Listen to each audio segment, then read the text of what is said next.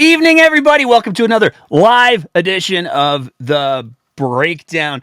We're trying some things out this summer for fun. We're going to talk about some of those things, but tonight you're getting an introduction to a new format that we're trying out for the summer because it's too nice to not enjoy a little bit of the outdoors, and putting together the whole 3-hour show every week is just a little bit too much. So we're gonna take it a little bit light for the summer, but at the same time, we still want to bring you a little bit of our typical content because there's still lots to talk about. We also have a big announcement coming up at the end of the show about a little project that we've been working on for a little while. It's going to be all of the awesome. We're very, very excited for that. But tonight, it's July 7th, 2024. The Calgary Stampede is in full swing. As you can see, I'm dressed for the occasion. One of the things you'll find when we're talking about the Calgary Stampede is that the only people who like to dress up for Calgary Stampede are either people who are being paid to do so or people who haven't lived in Calgary for very, very long.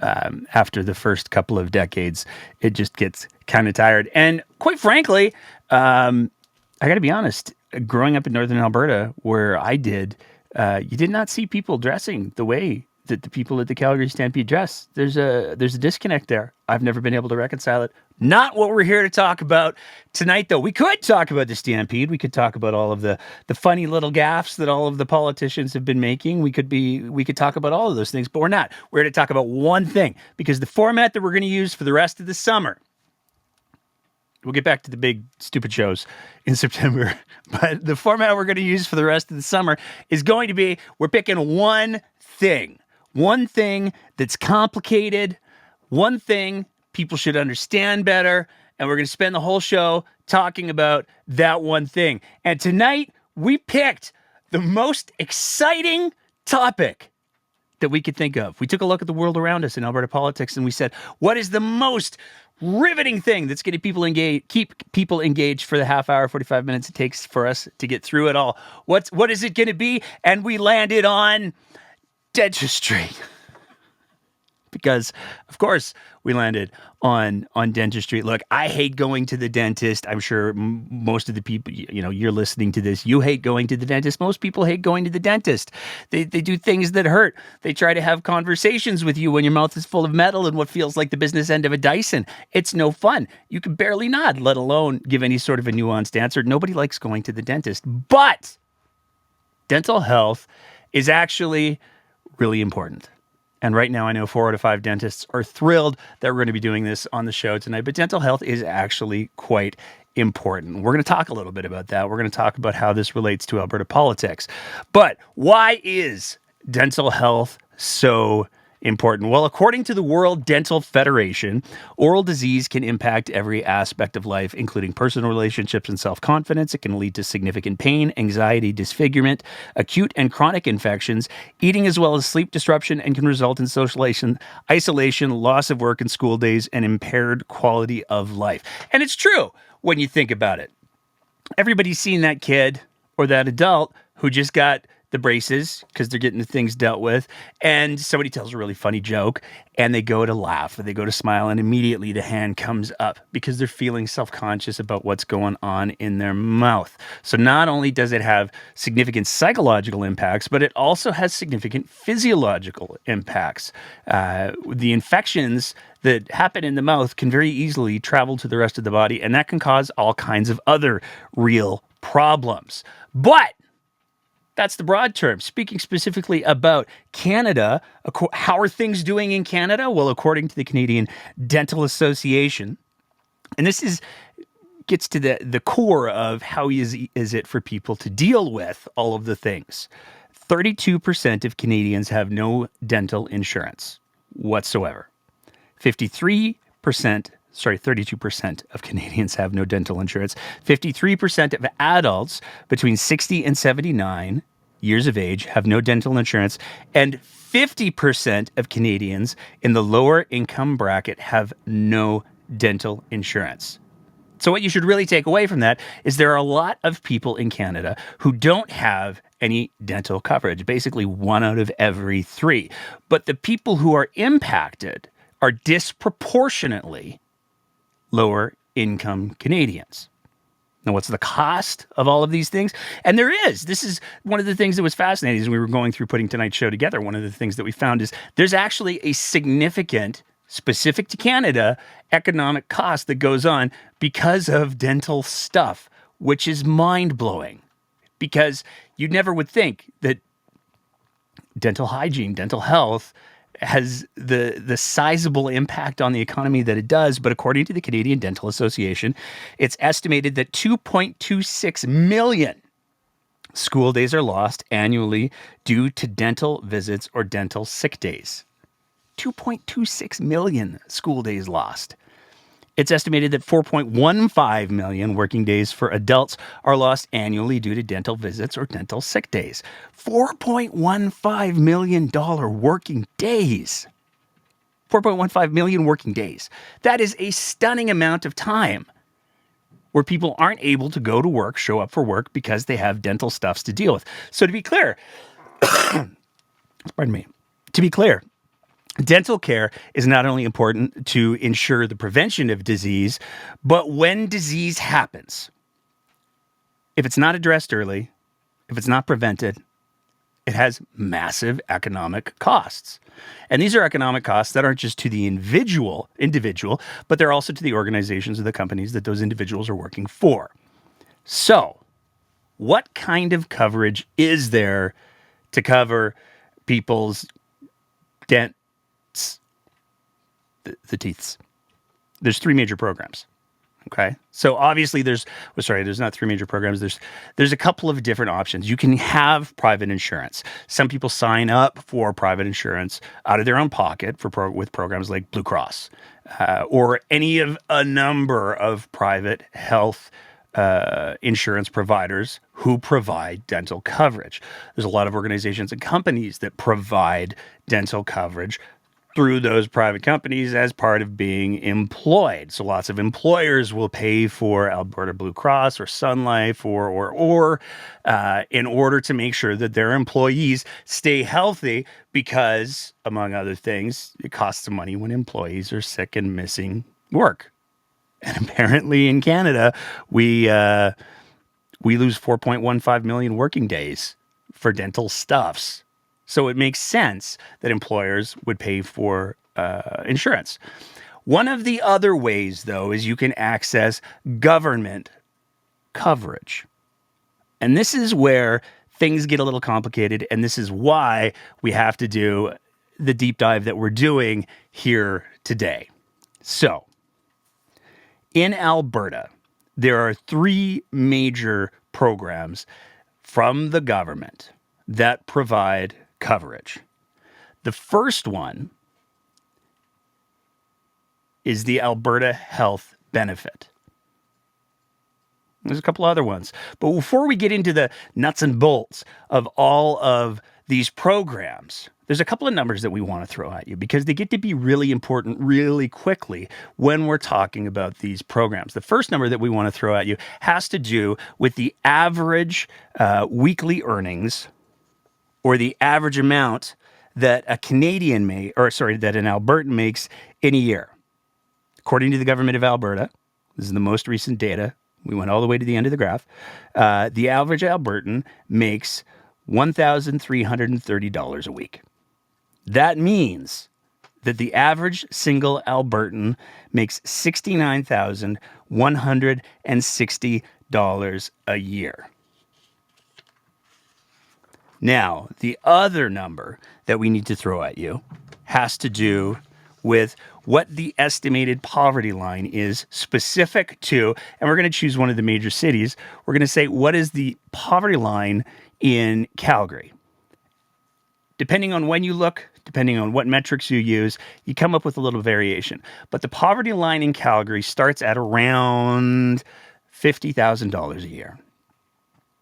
So the average Albertan really is only $20,000 away from the poverty line. But what that also means is that there's a whole lot of people below that poverty line. But the poverty line is considered to be at around $50,000 a year. And that's where these programs get to be particularly, let's go with nuanced. So the first one that we're going to talk about is the Alberta Health Benefit. It covers low-income adults. But calling it low income is a real understatement because, again, bearing in mind that the average Albertan makes $69,160 a year, bearing in mind that the poverty line is around $50,000 a year, what do you have to make to qualify? What's the maximum income that you as an individual can make to qualify for the Alberta Adult Health Benefit? $16,580 for a single adult looking to get coverage under this program. This is one of the government programs. You're looking at $16,580 a year. If you make more than that, you are not eligible for the government coverage as a single adult for dental care or the other healthcare things. Now, there are some steps to this as well. If you're one adult with one child, then you can make up to $26,000. If you're one adult with two children, $31,000. One adult, it goes all the way up to four children at $41,957. If you're a couple, so two people, the maximum amount that you can make to be on this program is $23,212. And once again, I want to reiterate, the poverty line is set at roughly $50,000.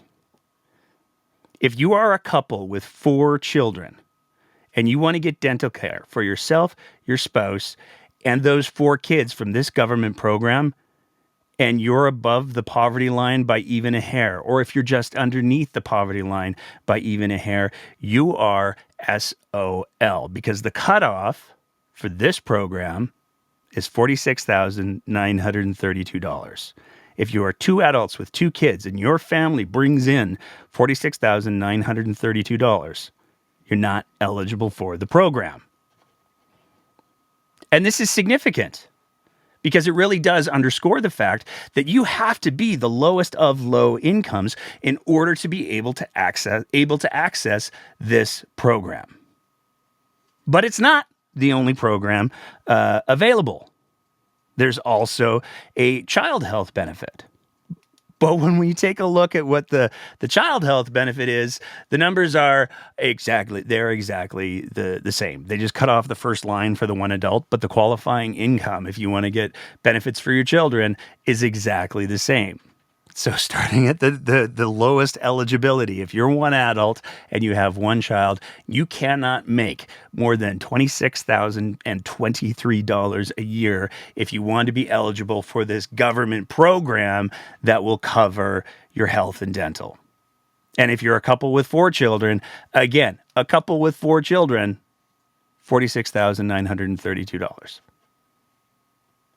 So for anybody who's not a senior, who's low income, being below the poverty line as an individual isn't nearly enough. You have to be cripplingly below the poverty line before these government programs can come to assist you. That's really important to understand, because when people talk about the generosity that exists, these programs can only be accessed by the lowest income Albertans out there. And it's really, really low. If you do the math, if you divide up a single adult, that's less than $1,500 a month that they would be having to pay all of their expenses with. Now, there is also a seniors program, but you probably won't be too surprised to find out that seniors program also has significant limits. So if you're a single senior,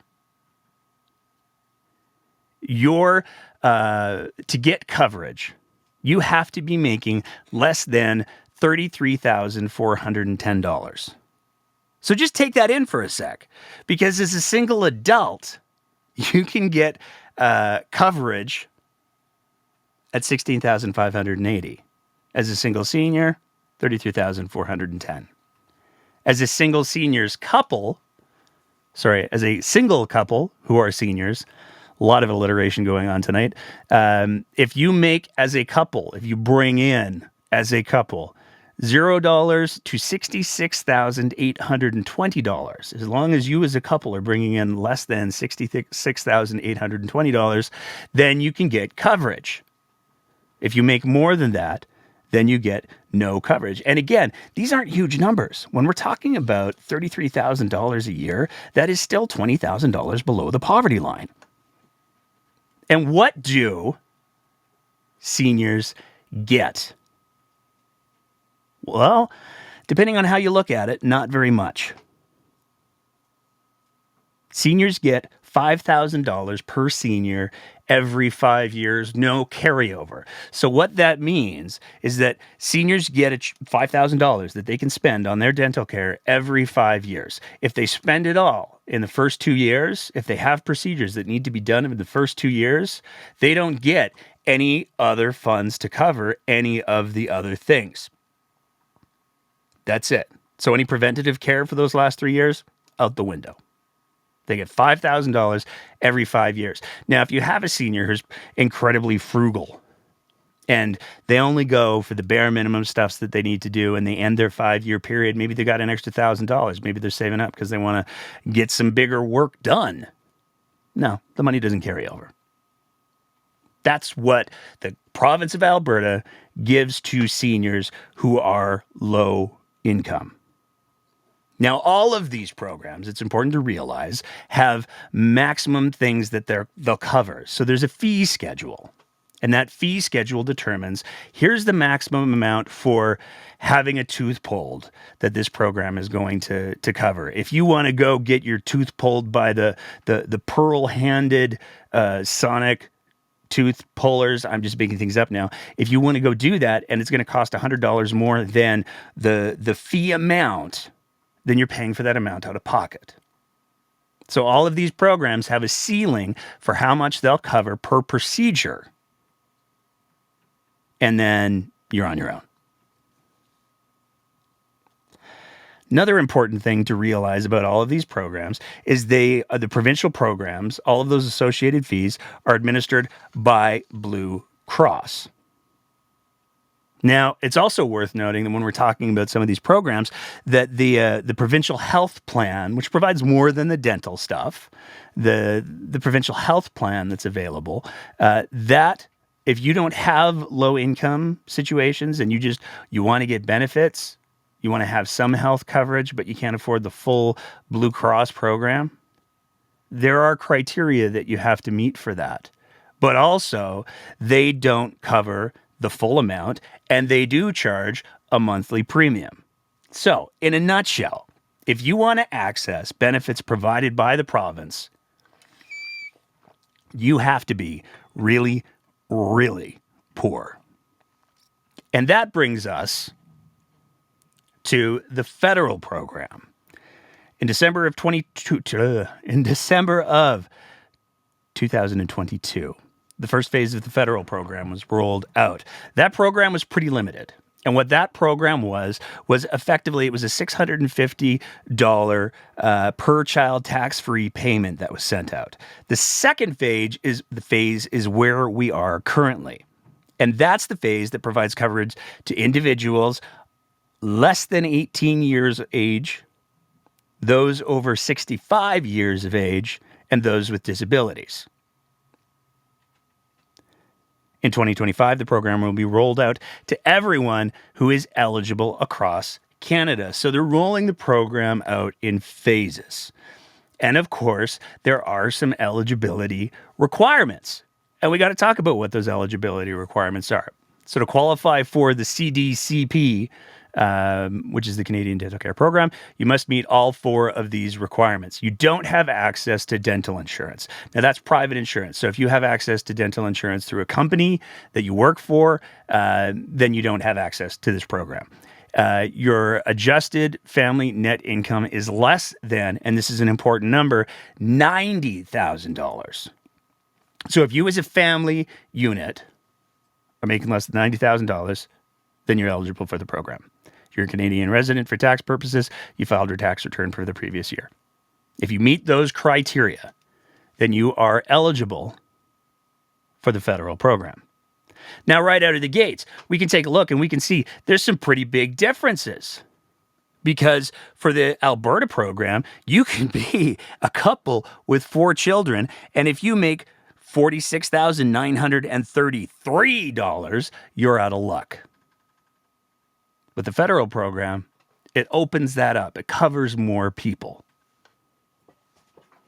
Now, there's some other pieces that are important. So talking about that insurance provision where they exclude if you have existing insurance. Just to be super clear, what that means is you don't have any access to any type of dental insurance or coverage through your employers, a professional or students association, your pension benefits or family pensions benefits, or coverage brought to you by a family member through a group plan. If those things aren't the case, then you're eligible for the federal program.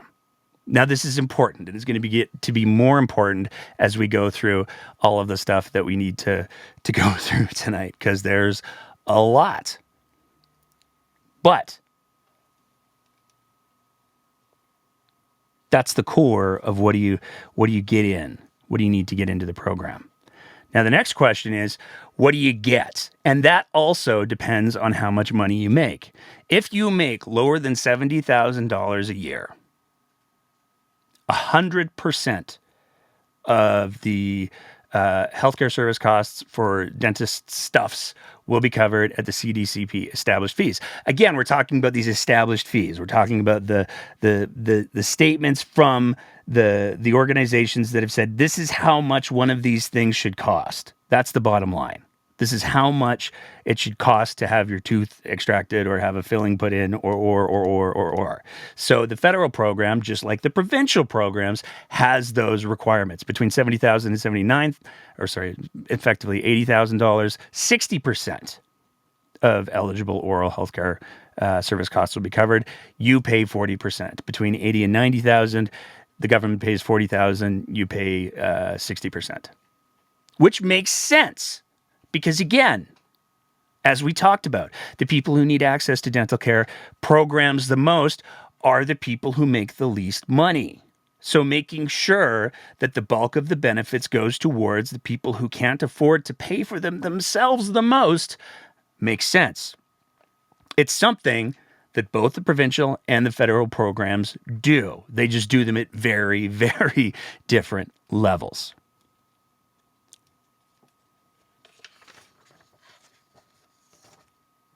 But there's some differences that are important to highlight. One of the big differences that's important to highlight is the fact that the federal government makes it very, very easy to find dentists that will only charge you those recommended fees. So once you're on the federal program, it's very, very easy to go to the company that administers the federal program is a private insurance company called Sun Life. They're one of the ones that I mentioned earlier. They're basically just like Blue Cross. This gets to be important later as well.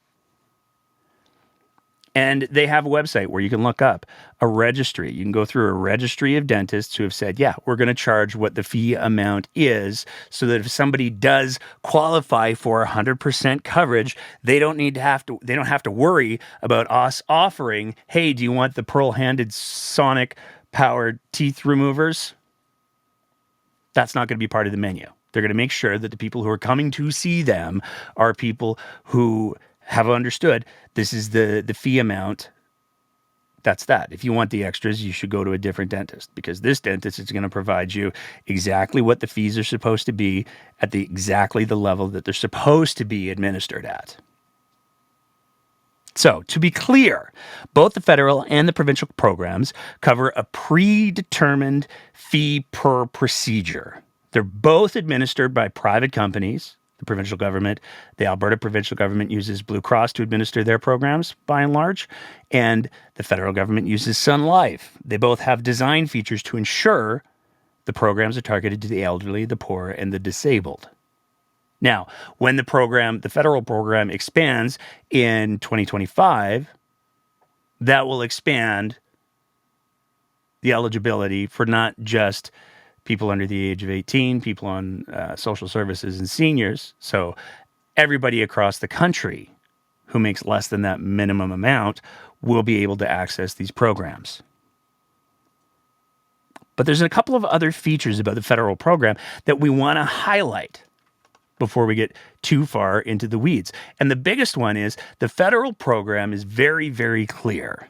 They'll work with the provinces to make sure that anybody who has existing social services coverage doesn't get duplicated coverage, and they get the most amount of benefit possible. It says it right on their website. If you have dental coverage through government social programs, if you have dental coverage through a provincial, territorial, or federal government social program, you can still qualify for the CDCP. If you qualify, your coverage will be coordinated between the plans to make sure there's no duplication or gaps in coverage. And again, to be crystal clear, these programs are administered by private companies. They're administered by Blue Cross. They're administered by Sun Life. These are companies that are very, very, very used to working with each other, because sometimes you'll have a family member who gets benefits coverage through Blue Cross, and sometimes you'll have a family member who gets benefits coverage through Manulife or Sun Life or one of these other places. And they work together to make sure that the coverage works the best way possible. Those mechanisms already exist because this is literally what these companies do for a living. That's the programs. That's the nuts and bolts facts of the programs that are available on either the Alberta provincial government website or on the federal government website. These are facts. These are not up for debate. This is just the reality. Anybody can look them up. But on June 25th, 2024, Danielle Smith sent a letter. She sent that letter to the federal government. And in that letter, she was very clear how displeased she was with the federal program. There's a couple of segments that we want to highlight in particular of that letter to give you really an appreciation of the full scope of what she was trying to say in her letter to Justin Trudeau. So, to start with, Alberta offers the most extensive publicly funded dental coverage in Canada. Now, that may be factually true, but as we've established, the bar is painfully low for people to be able to get to be a part of those programs. In the letter, she claims approximately 500,000 Albertans benefit from these dental plans, including low-income families and other vulnerable individuals such as children in care. Alberta began offering dental programs in 1973, and since that time has developed the expertise to successfully design, implement, and maintain these much-needed programs. I'm just going to point out again here, Blue Cross administers these programs. The new Canadian Dental Care Plan unnecessarily replicates this coverage for many Albertans. This duplication raises the question of the value of maintaining two plans and whether health funding would be more wisely used to support a single plan. Now, I'm going to pause here to highlight the language, because in this letter, Danielle Smith appears to be acknowledging the dental coverage should be part of healthcare. Alberta has long maintained that it would be more effective to expand existing provincial programs than to introduce a new federal plan. For Albertans, the addition of another dental plan is both complex and confusing. Juggling two overlapping plans and struggling to understand their similarities and difference from a coverage viewpoint is challenging. Eligibility is also a concern. While more Albertans become eligible for coverage under the new federal plan, some Albertans that currently have coverage through provincial programs do not qualify for CDCP. Vulnerable children in care are just one example. Don't worry, we're going to get to that. Healthcare planning and delivery is an area of provincial jurisdiction, and the new federal plan infringes upon this exclusive jurisdiction. So again, Danielle Smith making the clear argument that dental care is healthcare and should be provincial jurisdiction only. If a new health program was to be developed by the federal government, it should be done in full collaboration with provinces and territories, and discussion should have occurred before these intentions were announced. Unfortunately, this did not occur. Oh, she's angry. She goes on. In consideration of these factors, our government must now decide upon the best approach for Albertans. As such, Alberta intends to opt out of the federal plan and maintain its provincial programs for Albertans. Alberta is seeking to negotiate an agreement for the province's share of federal dental funding and will use this unconditional funding to expand dental coverage to more low-income Albertans. We anticipate our respective officials can negotiate mutually agreeable terms within a 2-year time frame and plan to opt out by 2026. Now, there is a whole lot to unpack there. But before we get to the unpackings, there's a theme that's going on here. And it's a theme that Smith repeated last weekend when she appeared on her radio show, Your Province, Your Premier. We've got 2 clips that we want to play for you. The National Dental Care Program. What is the reason why? Well, do you remember when we opted out of pharmacare? And the reason for that is because we have a 5,000 drug plan, and the federal government was proposing a 2-drug plan. And quite frankly, I just couldn't imagine opting for their plan, which would end up being deficient and not covering all of the different types of coverage that was needed. And it's the same story, quite frankly, in dental. Alberta and Ontario are 2 provinces that have been at the forefront of providing dental care. We've been doing it since 1973. So it may well be that the federal government needed to do this in other jurisdictions where they didn't have a program.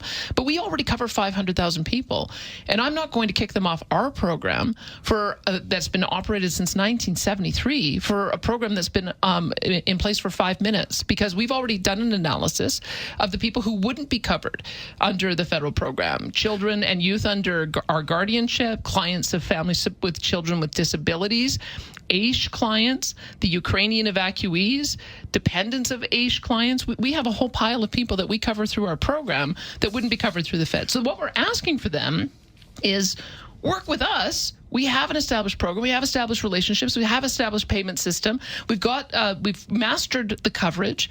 Work with us, and we can expand the program to more people. And that's what that's the consultation that we've begun. We've said, work with us to expand our plan. Don't try to make us get rid of our plan for yours, because we think ours is better. And that's the choice. It's either one or the other. You can't have the national program and then have your own provincial coverage. It's one or the other. And what you're saying is, hey, look, for what we can't handle or cover, that's where the national program could have a place. Potentially, or they could actually work with us to expand our coverage so that we can achieve the same goal. Because why would you want to have 2 sets of administration? I mean, part of the reason for the Canada Health Act and having a single provider is so that you don't end up with duplication when you go through to get payment.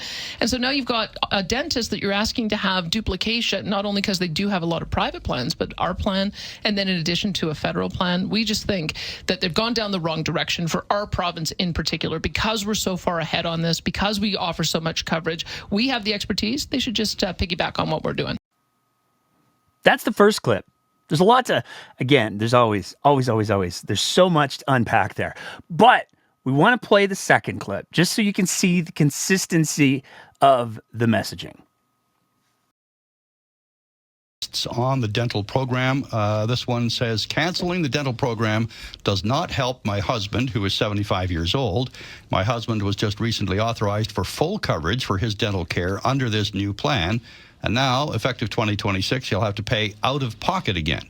This is crazy that Premier Smith would cancel such a great financial benefit for seniors and low-income citizens.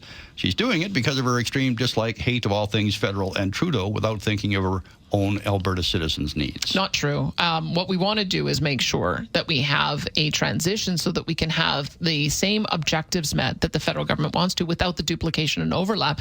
And importantly, without leaving in the lurch the 500,000 people that we currently cover, many of whom would not be covered under the federal program. I'm sorry, I simply cannot allow for children and for those recipients of AISH and others who would not be covered by the federal program. We're not going to roll our program up. That just wouldn't be a responsible thing to do. People rely on it. They've been relying on it since 1973. We will work with the federal government to expand our program so that that people like the last texter's husband are covered. But it would have been better for them to take that approach in the first place. Work with us on expansion. And one other text message just basically said that same thing. Premier, I'm a senior widow. The Alberta Dental does not give me the coverage. The federal plan does. If you can give the same coverage as the feds, then everything would be okay. And that's what we're aiming towards. Absolutely. We just don't want to see a whole pile of money eaten up in administrative expense. And let's remember as well, dentists are telling us that they are frustrated because people show up and expect, oh, they're going to cover 100% of my dental costs at 100% of the cost, and I don't have to pay out of pocket. And they're spending an hour explaining to people that actually in some cases the co-payments are as high as 40%.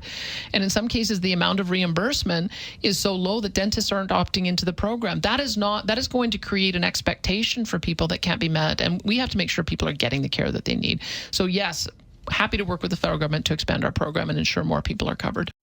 So let's just recap for everybody here what the arguments are that Premier Smith seems to be making, the justifications for wanting to opt out Alberta from the federal dental plan, which, to be clear, there's no mechanism for whatsoever. There's no mechanism whatsoever for Danielle Smith to say, oh, you know what? Hey, we're just gonna opt out of this service that you're directly providing to all Canadians. She appears to be making the argument that, well, you know, it's healthcare, and healthcare is the purview. It's the area of jurisdiction of the provinces. But here's the problem. Dental care is not directly covered under the Canada Health Act.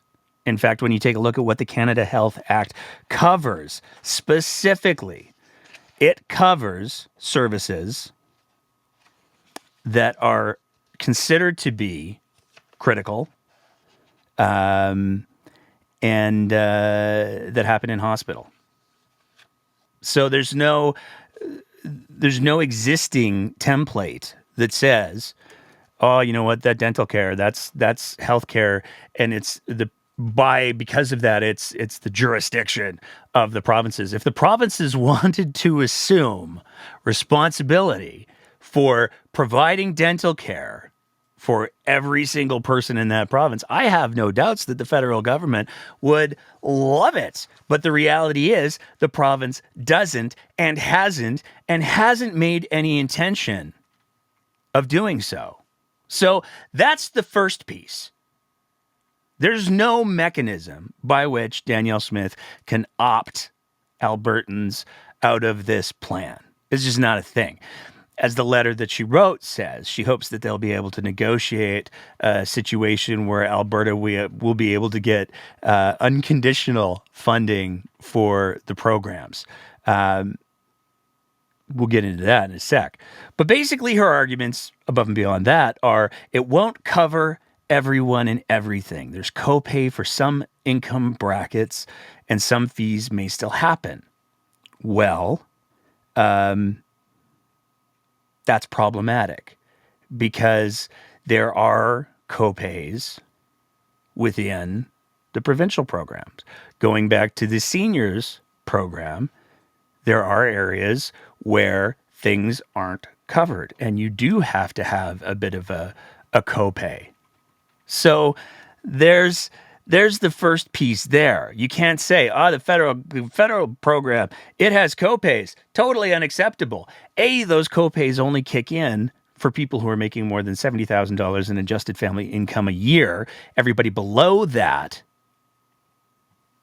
doesn't have to worry about the copays. Everything is covered at the fee level, period. She's worried it'll leave people behind. It won't cover everyone and everything. She's very clear that we don't want to see these 500,000 people left behind. The people who are on the current Alberta programs, they would get left behind. It's so tragic. The only way, to be clear, the only way that those people would be left behind is if Alberta decided all of a sudden that they were not going to provide the existing coverage that the province does. Period. As long as Alberta continues to provide the coverage that it does for those on social programs, The federal government makes it very, very clear that they're willing, the companies who are administering these programs will work together to ensure that everybody gets the right amount of coverage. They get the maximum amount of coverage, so everybody wins. That's the bottom line. And in fact, more people would be covered by the federal program with the $70,000 cutoff that are currently being covered by the provincial program. So there's actually a pretty decent argument to be made. Just looking at that fact alone, the province of Alberta could be saving a boatload of money by having the federal government come in and assume responsibility for all of the low income people who are currently receiving dental care. Pretty straightforward. But she talks about some other things. She talks about folks like Aish won't receive the dental care anymore. Well, it's pretty clear, again, referring to the federal government website, if you're on social programs, then it will still cover you. So, not sure where she's pulling that Aish number from. She talks about the refugees, the Ukrainians who have come to Canada and who wouldn't have coverage anymore. Turns into a complicated thing, but as will, I'm sure, be a surprise to nobody, there's already a federal program for that. The Interim Federal Health Program covers health and dental stuffs for refugees, which is perfectly reasonable.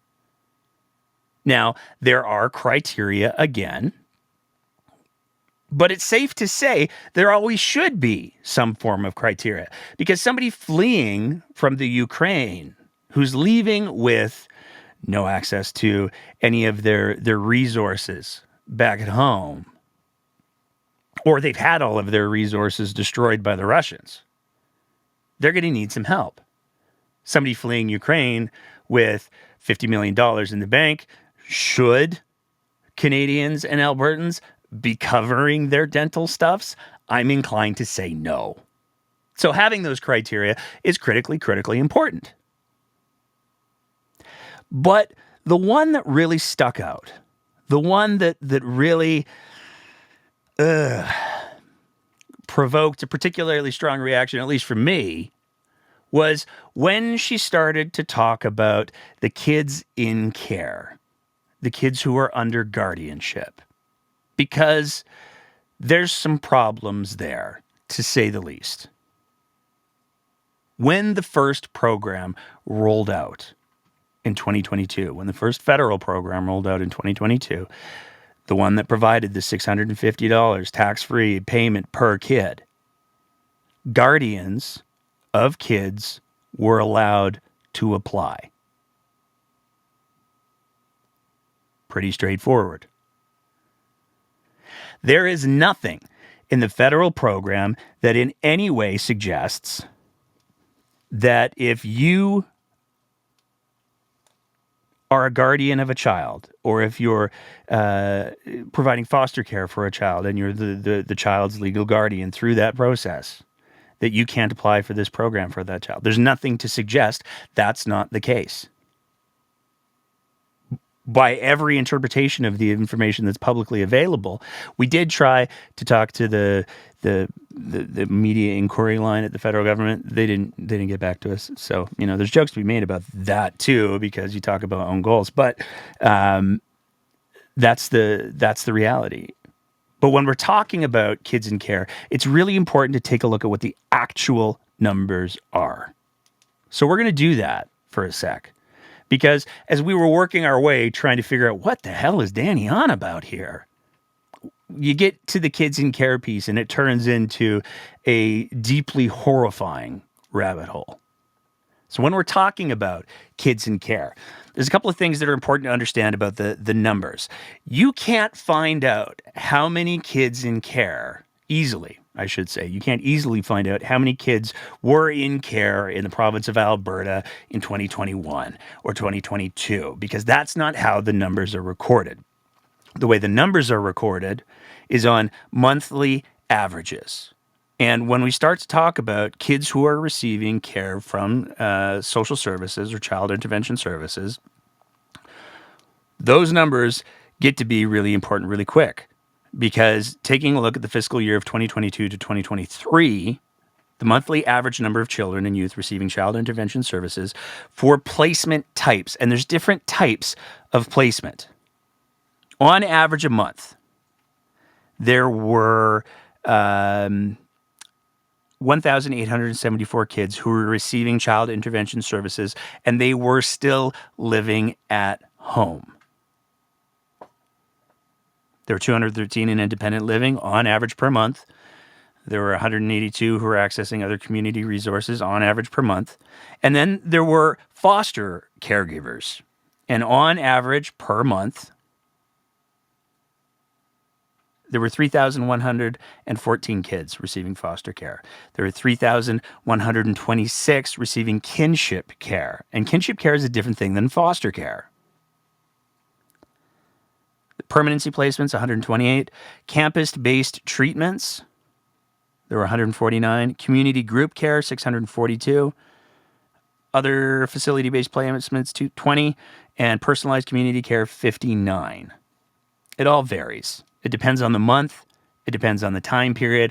All of these numbers ebb and flow considerably. But one of the things that's really important, one of the factors that gets to be really important when we talk about kids who are receiving services from child intervention services is what demographic is receiving it. And is it happening disproportionately? And the answer to the disproportionate question is absolutely. On any given month, 70 to 80% of kids in care are First Nations. Now, those kids should and could receive something called the Non-Insured Health Benefits Program. It's a program that covers exactly this sort of health care need for kids who are status Indians. So that program, wait for it, is a federal program.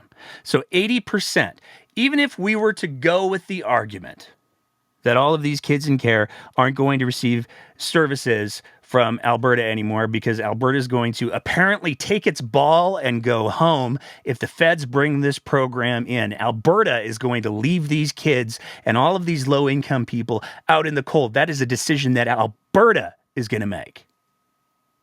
Even if that's the case, 80% of the kids who are involved with child intervention services would still be receiving services from the federal government through the Non-Insured Health Benefits Program. And this is to say nothing of the Child and Youth Support Program, which provides for financial and medical benefits for a child if the child's parents or guardians cannot care for the child, which is an Alberta program and includes coverage under the aforementioned Alberta Children's Benefit Program, the one we talked about earlier. So the moral of the story is there's a lot of programs out there, and the only way that low-income Albertans and vulnerable Albertans and kids in care get screwed is if the province and the government of Alberta is the one doing the screwing, period. Danielle Smith's threat that these people could not receive coverage is predicated purely and solely on her potential decision to dismantle these programs because of administration costs that the province doesn't even pay for because all of these programs are contracted out to Alberta Blue Cross to administer. It's insanity that she would suggest removing these programs. And it takes a special kind of craven to be willing to roll these kids out in front of this issue to say that these kids wouldn't be receiving coverage when the only reason they wouldn't be receiving coverage is because Danny decided not to. But even then, all of these kids who are in care still have somebody who's legally responsible for them, whether it's a family member, whether it's somebody who's stepped up, or whether it's the actual state. Somebody's legally responsible for these kids for the periods where they're in care. And those people can still apply for the benefit, the federal benefit That's what's so wild about this. Even if Danny was to pull the plug on all of these programs, which would be a special kind of horrifying, if the province took the time to fill out the applications for these kids, they'd still be covered.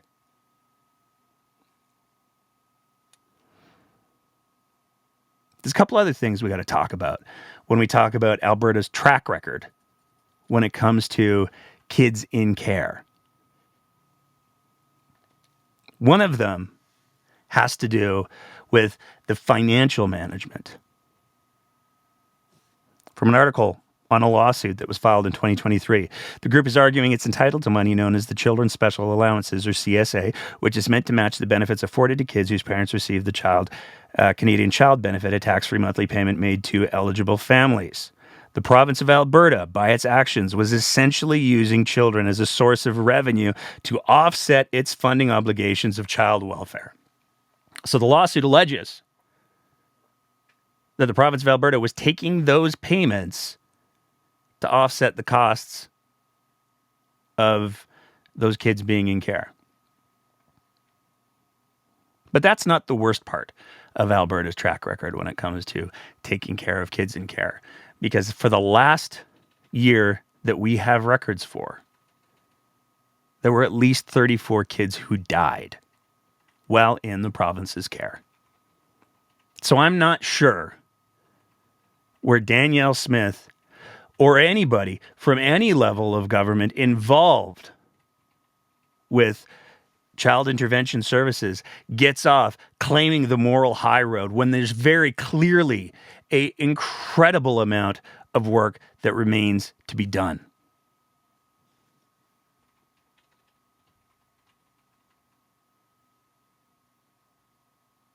A couple other things that we have to talk about. Danielle says that the federal program has only been in place for 5 minutes. Well, the original program was put forth in 2022.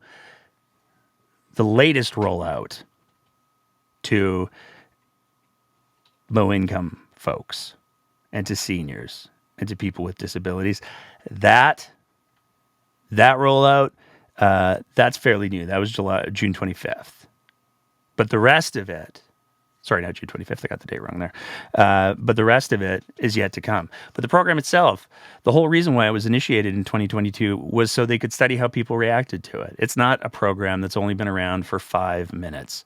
That's a profoundly disingenuous argument to be made, because it also makes the argument that any government program that is new is clearly not worth doing. And it wouldn't be very difficult to run through a list of impulsive and new decisions that the UCP government has made over the past few years.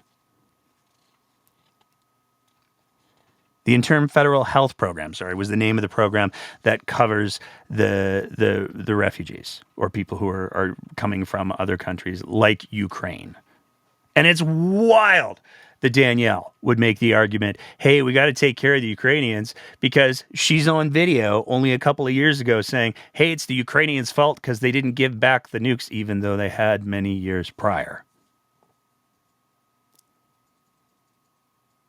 The fact of the matter is Danielle Smith is interpreting it as canceling the provincial program.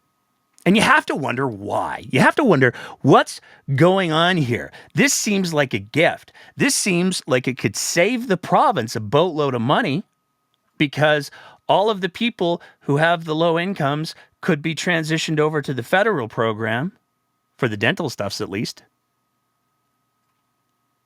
It could save the province a lot of money.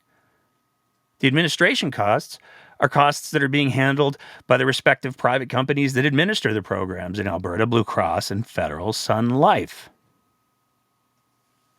But she keeps saying it's about the admin.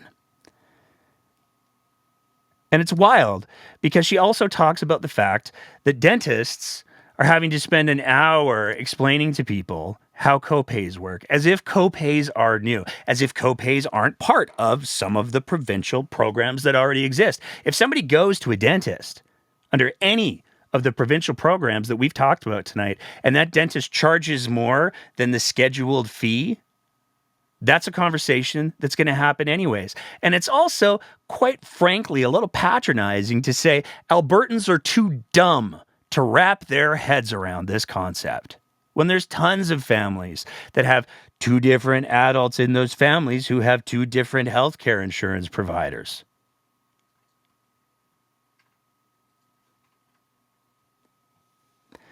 Again, there are dentists who have signed up for the federal program and who will charge fees that will ensure that there are no costs to the patient. Those are the ones that are available on the website of the company that administers the federal program. She talks about the fact that, there's copays for some. But again, there's only copays for some income brackets. And quite frankly, the most offensive part of all of those clips that we played, the two clips that we played, but they were long, so it felt like more than one clip. The most offensive part is when the host says, you can only have one. That's the problem, right? Like, there could be a place for the federal program if we could have more than one. And Danny says, yeah, possibly, but the duplicate admin. We can have more than one. There's absolutely no reason why we can't. And in this circumstance, as the federal program ramps up, why we shouldn't.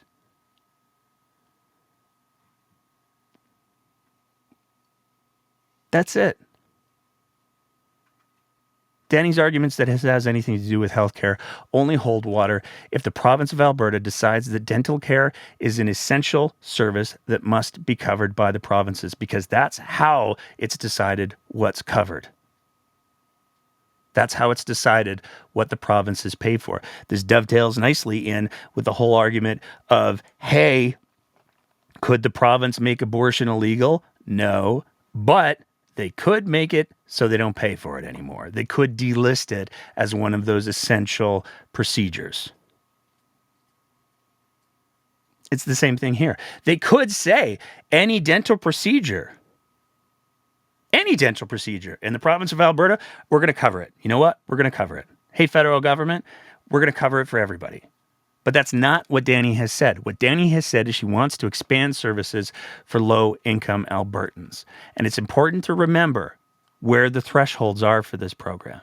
$70,000, you get 100% coverage under the federal program. 80,000, you got to pay 40%. 90,000, you make 90,000, then you still get coverage, but you got to pay some. It's not unreasonable. What is unreasonable on its face is to say, hey, you know what? We're going to take this program away. And when you start to take a look at it, the only possible explanation for the people that we've spoken to over the last week while we've been trying to put this program together, the only possible explanation is that if the federal government comes in with this program, and it takes over large sections of low-income Albertans, providing them better care, no less, with a program that's more accessible to more Albertans, that program will be managed by Sun Life, which means there's going to be a whole lot of programs that aren't managed by Blue Cross anymore. So at the end of the day, you have to ask the question, is this all just about who's going to administer the program and who's going to make the money administering the program? Because there are literally no other explanations that Danielle Smith or the provincial government has provided that make any sense whatsoever. Literally nothing in her letter about who will and won't get coverage anymore is true. Literally nothing that she said on her radio program that she has since reiterated is true. And the only way that it could be true is if the province pulled the rug out on the few Albertans that wouldn't continue to be covered by the federal program.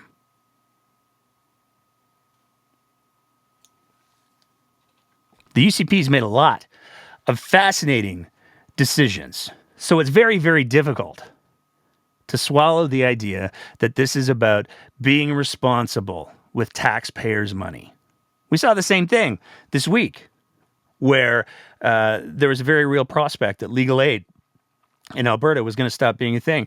And the Justice Minister, Mickey Amery, trotted out the exact same argument. Albertans expect government to be responsible with their tax dollars. This is the same government that brought us the war room. This is the same government that's looking at a $100 million trial for the R-Star program that will pay polluters to clean up instead of having polluters pay to clean up. This is the same government that spent $1.5 billion on Keystone. This is the same government that spent $100 million on Tylenol, of which we barely received the amount that we ordered, and that amount is by and large rotting on shelves as we speak. This is the same government that made a corporate tax cut in order to bring in more jobs, but all it did was padded corporations' bottom lines, and it didn't actually create any more jobs. This is the same government that is in the middle of trying to pull off a heritage fund bait and switch where they borrowed money to put money into the Heritage Fund, and now, according to Danny's speculation, are going to be using that money to boost business projects that otherwise have no business case on the open market. This is the same government that lost Albertans billions on the renewables moratorium. It's the same government that made sure that there was a brand new arena, largely paid for by taxpayers, if not entirely paid for by taxpayers, in the city of Calgary. The list goes on. So it's very difficult to believe that Danielle Smith and the UCP would cancel the health coverage for the most vulnerable of Albertans because of fiscal responsibility. What we have seen from all of the things that I've listed off so far is what this government will do is it'll make sure that the right people get paid.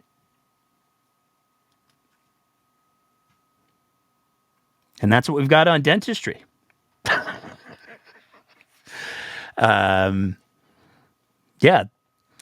Love to hear from you if we hit on something or if we missed something. We spoke to some people in putting this episode together. We want to thank. We can't. This is the weird thing: is there's so many people that we can't thank by name because there's so many people who speak to us on conditions of anonymity. But for everybody who has spoken to us over the last 2 weeks, who has either been part of some of these programs that we've talked about, or has been part of administering some of these programs to provide us with the context and the details, there's been more than a few light bulb moments that have gone on. We want to thank everybody who helped us put this whole thing together because we certainly couldn't have done it in the way that we did it without you. But we're not done yet. Because we got an announcement. We're excited. Oh, this one's going to be good.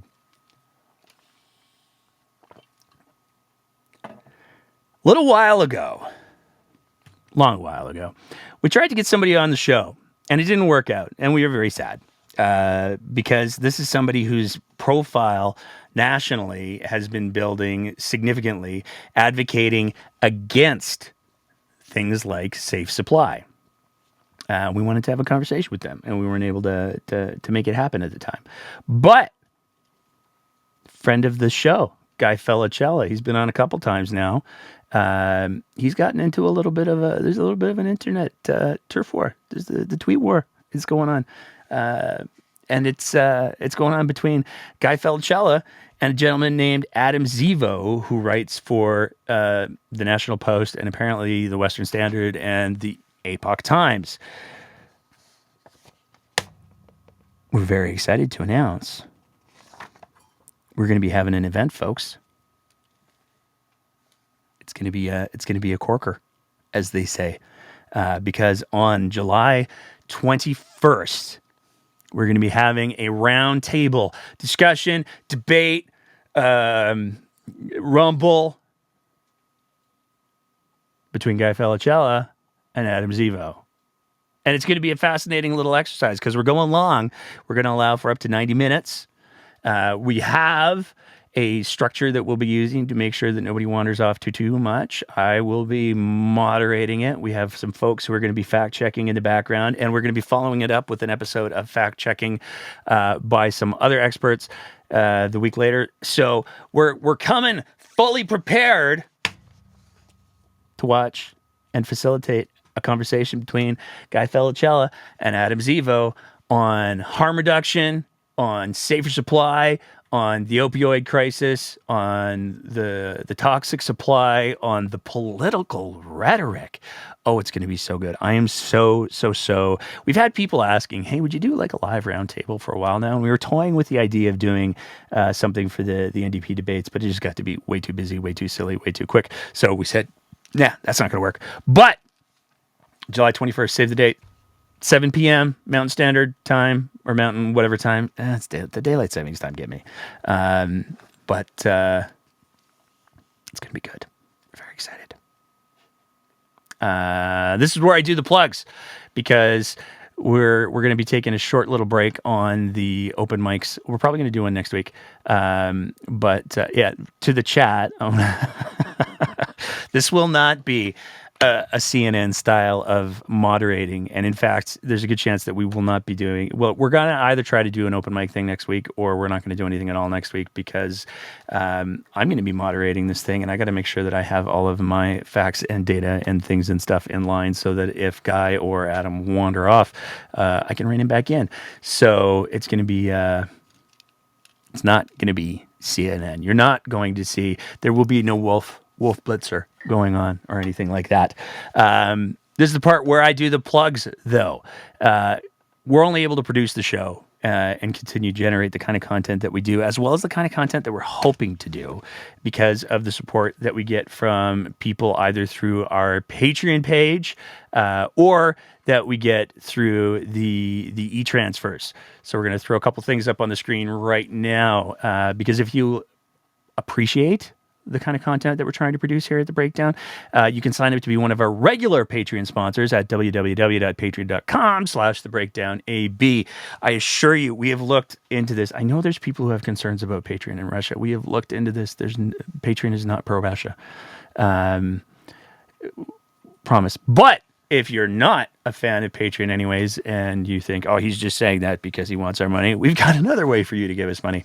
You can always send, if you don't want to do a monthly thing, or if it's out of your means, then you can do an e-transfer to info@thebreakdownab.ca. We're in the process of saving up for a little bit of a mobile setup that will allow us to cover events mobily and do some other fun things in that regard. So if you have the means to support us, that's cool. But if you don't, we know that there's a lot of people who listen to this show who are on the lower income or disability range of things, and that's okay.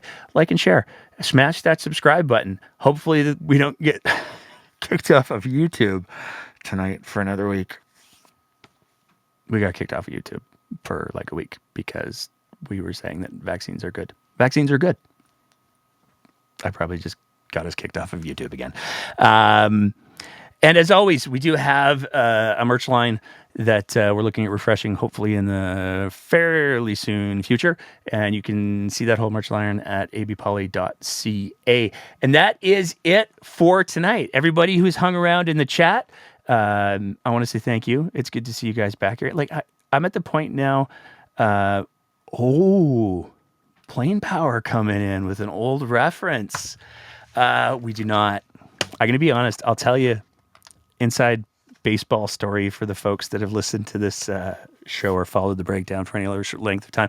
When we first started, we did all of our interviews. This was pre-COVID. We did all of our interviews in person. We had like 3 people who helped organize these live shoots. And we had school desks. And the school desk came from one of the very, very first things that we tried to do with The Breakdown. We tried to raise awareness about a high school that was needed in the north end of Calgary. And so we interviewed a city councillor in the desks. We interviewed school board trustees in the school desks. And we had everybody. It became a thing. If you did an interview with The Breakdown, you had to sit in the school desk. And we did that for about 2 years until COVID. And then COVID hit. And I'm not going to lie, the desks got left outside. And it turns out wood doesn't like that so much. So we had to adapt. But if you go back into way back into the Breakdown's back catalog, you'll see the school desks. we also have a puppet that we're going to be bringing forward very, very soon. And I think that's everything. Thank you, everybody, for listening. If you're listening on the podcast version, make sure you leave us a rating and do the stars thing. Because every once in a while, we manage to piss off a government official enough that they come on and they trash talk us. And that's no fun. So let's say something positive or don't say anything nice. And that's it. Thanks, everybody. Stay safe. The next couple of weeks are supposed to be ridiculously hot, and that can have some very real consequences for folks. So make sure that you're staying safe. Make sure you're staying healthy. Enjoy having a little bit of a break over the summer because the next legislative session doesn't start until November, and we're not going to really see the crazy kick in until probably October when all of the horrifying trans policies get announced and everything else. So take a break, enjoy the summer, have some watermelon or a cold beverage, whatever you prefer. We'll be back either next week or July 21st. And in the meantime, keep the conversation going.